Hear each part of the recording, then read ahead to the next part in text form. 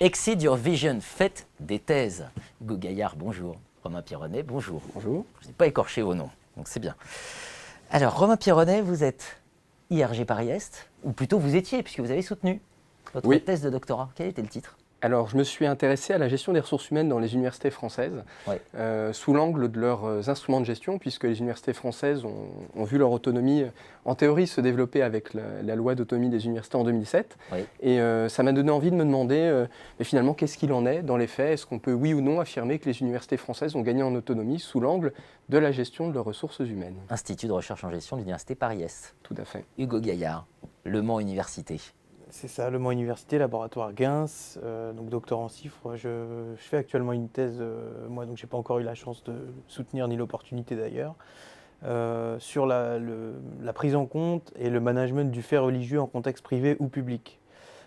Donc l'idée générale de la thèse, c'est d'approcher l'entreprise privée ou publique selon le prisme religieux qui dit des choses à la société, mais qui aussi évidemment transparaît dans l'entreprise, qui est le lieu de rencontre privilégié entre les individus qui composent la société.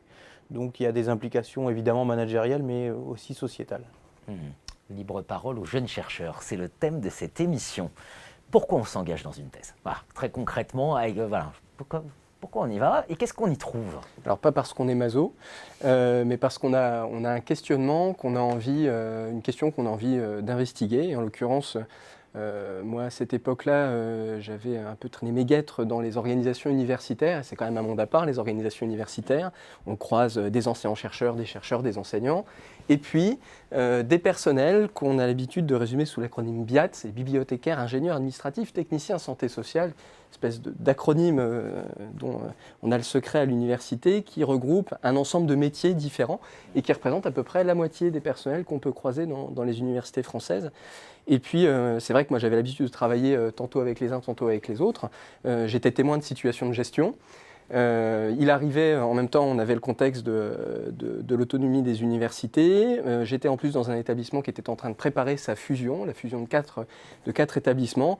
Et donc, il y avait de l'empirie en somme, et ça m'a donné envie de prolonger ce que j'observais au travers d'éléments de conceptualisation, et donc de me lancer dans le cadre, de me lancer dans une recherche au moyen d'une convention CIFRE, puisque j'ai réalisé ma thèse dans un cabinet de conseil qui s'appelle Ad Hoc Métis, qui propose des accompagnements en matière de gestion de ressources humaines pour les organismes de recherche et les établissements d'enseignement supérieur. Ad Hoc Métis, où vous êtes toujours ? Où je suis toujours, où j'ai été recruté dans la continuité de ma thèse, où je suis très heureux. Précision, convention CIF, c'est convention industrielle de formation à la recherche en entreprise. Tout à fait. C'est aujourd'hui, je crois, en sciences humaines et sociales, les sciences humaines et sociales représentent à peu près 25% des thèses CIFRE, ce qui étonne toujours beaucoup les gens, mais dans une discipline comme la nôtre, en gestion, c'est pas si étonnant que ça finalement. Absolument. Hugo Gaillard, vous ? Alors pour ma part, toujours... Il y a un moment où on se réveille, on se dit tiens, je vais faire une thèse ? Non, il n'y a pas de moment où on se réveille, on se dit tiens, je vais faire une thèse. Il y a un moment où on confronte son parcours universitaire, pour ma part en ressources humaines, avec des questions sociétales qui nous intéressent plus particulièrement. Moi, en l'occurrence, c'est les questions laïques et religieuses, et plus largement, si on remonte un peu à la question républicaine. Et en gros, je me pose la question à la fin de mon Master 2, comment je peux contribuer à mon niveau à élever la réflexion sur la question de la République et de sa mise en œuvre, notamment en entreprise privée au départ. La question se pose d'abord dans l'entreprise privée, puisque je me dis, la loi de 1905, laïcité, que tout le monde semble à peu près connaître, mais que finalement personne ne connaît, ne dit rien sur l'entreprise privée. Donc il y a un vide juridique. A priori, le Code du travail dit quelques brides d'informations, mais rien qui permet de se positionner managérialement. Donc il y a matière à réfléchir. Je pars d'un besoin, et au moment où je pars de ce besoin-là, je n'ai pas pour ambition a priori de poursuivre dans le cadre d'un doctorat. C'est plus le sujet qui m'amène à la thèse, et pas la volonté de faire la thèse qui m'amène à chercher un sujet. J'évoquais l'idée de Exceed Your Vision. On vit aujourd'hui un moment particulier quand même, il y a de transformation. Vous êtes blogueur EducPro, réputé, Romain Pironnet. C'est rare, enfin c'est pas si fréquent qu'en cours de thèse, on tienne un blog sur EducPro. Nous avons des échanges récurrents sur Twitter, par exemple. Voilà. Faire une thèse aujourd'hui, c'est la même chose que c'était avant? Vous avez le sentiment qu'en termes de formation, des questions de valorisation, voilà, il y a des enjeux nouveaux qui se posent? Alors moi, j'y étais pas avant, voilà, donc c'est difficile de faire la comparaison. Néanmoins, Vous pouvez quand même imaginer. il y a une tension historique qui est sans doute en train d'évoluer entre la communication scientifique dans son acception usuelle, hein, c'est-à-dire la communication dans le champ scientifique avec ses pairs, le peer reviewing, la discussion avec les collègues, donc vraiment située dans un champ spécifique, et puis tension avec la valorisation de cette recherche dans le monde public, au-delà du seul cadre académique et universitaire. Et c'est vrai que la transformation numérique a fourni des outils un peu nouveaux, on évoquait Twitter, le blogging, qui permettent de faire davantage connaître son travail de recherche, de le médiatiser. Et puis ça renforce les tensions que j'évoquais, puisqu'on a même aujourd'hui un indice un peu humoristique qui consiste à faire le rapport entre son nombre de followers sur Twitter et son H-index, hein, indice de bibliométrie. Et cet indice s'appelle l'indice Kardashian. Et quelque part, ça dit quelque chose de la perception qu'on peut avoir des chercheurs qui tweetent un peu trop en comparaison de leur production académique. Ne me regardez pas comme ça.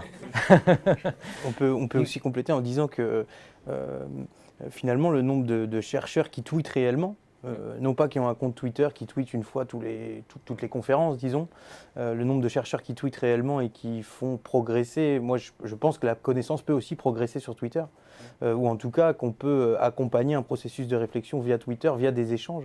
En fait, la particularité, à mon avis, des réseaux sociaux numériques, c'est que ça permet aux doctorants, j'allais dire que nous sommes et plus que je suis en l'occurrence, de réduire la distance entre qu'il peut y avoir hein, du fait des tailles des universités, de réduire la distance et d'augmenter le nombre d'interactions probables avec des chercheurs qui sont déjà installés dans une discipline sur laquelle on peut travailler par exemple. Donc à ce titre-là, concrètement, j'ai eu la chance de rencontrer Romain et vous, Jean-Philippe Denis, sur Twitter. Donc je ne serais pas ici si je ne communiquais pas sur Twitter, c'est quasiment sûr. Et si vous n'aviez pas fait une thèse, enfin si vous n'étiez pas engagé. Évidemment. Oui. Il y avait une autre raison, c'était Fianso rentre dans le cercle. Je sais que ça vous intéresse ça. Ouais. Ça fait partie des sujets qu'on devrait regarder? Je pense qu'il y a un potentiel à élaborer managérialement et notamment en matière de leadership. En 2 mots En 2 mots. Ouais. En 2 mots. En 2 mots. Vous pouvez peut-être nous rappeler ce que c'est? Ah oui, alors en 2 mots, Rentre dans le cercle, c'est une série de vidéos sur YouTube, il y a à peu près 11 vidéos. Aujourd'hui, une saison 2 qui commence. Il faut avoir à l'esprit en toile de fond que le rap, c'est la musique la plus streamée en 2017, avec 9 albums sur 10 dans le top des streams qui étaient des albums de rap. Et l'idée, c'est qu'il y a dans le hip-hop management, que vous connaissez évidemment, j'allais dire mieux que moi, c'est sûr et très bien, il y a dans le hip-hop management matière à, d'une part, à rapprocher les théories managériales peut-être traditionnelles des étudiants, mais aussi à les repenser. L'idée que je défends, c'est que par exemple, cette série de vidéos Rentre dans le cercle qui est chapeautée par un rappeur qui s'appelle Fianso, nous amène à une approche mixte des sources du leadership.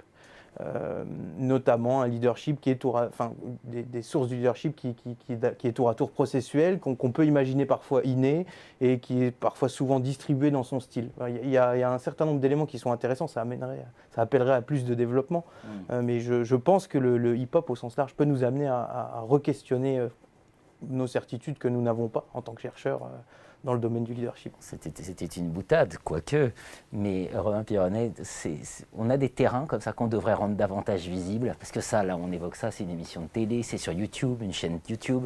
On n'a pas de thèse aujourd'hui, par exemple, qui mobilise sérieusement des matériaux issus de vidéos. Voilà. Il y a des nouveautés sur lesquelles on devrait travailler davantage, d'après vous. Vous qui venez de soutenir. Oui, sans nul doute, mais après... Si vous aviez une parole totalement libre, vous diriez, voilà ce qu'on doit faire maintenant. Là. Ça suffit maintenant, arrêtons ça, lançons-nous là-dedans. Alors, j'ai une parole totalement libre, mais simplement, il ne suffit pas de sortir des terrains ou de sortir des travaux de recherche qui soient complètement innovants. Ça, c'est le boulot des chercheurs, en lien avec l'évolution, en lien et en prise avec les évolutions de la société. Il faut aussi que ces travaux de recherche et leurs résultats soient reçus par la société. Et je repense à mon travail de recherche où je m'étais beaucoup interrogé sur les usages autour de l'entretien professionnel. l'entretien professionnel, c'est un dispositif qui est en train de se généraliser dans la fonction publique, alors qu'on a 30 ans de recul en recherche en sciences de gestion qui invite quand même à une forme de circonspection sur ce qu'on peut en attendre. Mais ça pose donc la question de savoir est-ce que les décideurs publics prennent en compte les résultats des travaux de recherche en sciences de gestion, qui est une question qu'on pourrait aussi annexer aux travaux de la FNEJ sur l'impact des sciences de gestion, y compris en l'espèce dans le secteur public. Message reçu. Hugo Gaillard, la soutenance, c'est pour quand? On viendra vous écouter avec plaisir. Fin 2019, oui, j'espère que vous comptez parmi les auditeurs et les questionneurs. Il y aura un pot. À coup sûr. Pour prolonger, je suis complètement d'accord avec ça. Et le côté de bénéficier du dispositif CIFRE pour faire de la recherche est assez intéressant puisqu'on est toujours un peu dedans-dehors, un pied dans j'allais dire le monde réel et puis un autre pied dans le monde avec une prise de recul, le monde en slow motion un peu comme on a pu l'entendre à d'autres moments. C'est intéressant d'avoir ce double regard puisqu'il nous permet effectivement de nourrir l'un par l'autre et de ne pas déconnecter la recherche scientifique pour le coup du terrain qui est essentiel et qui vient nourrir nos trouvailles. Plaidoyer pour la convention CIFRE. Hugo Gaillard, Romain Pironnet, merci. Merci Jean-Philippe Denis.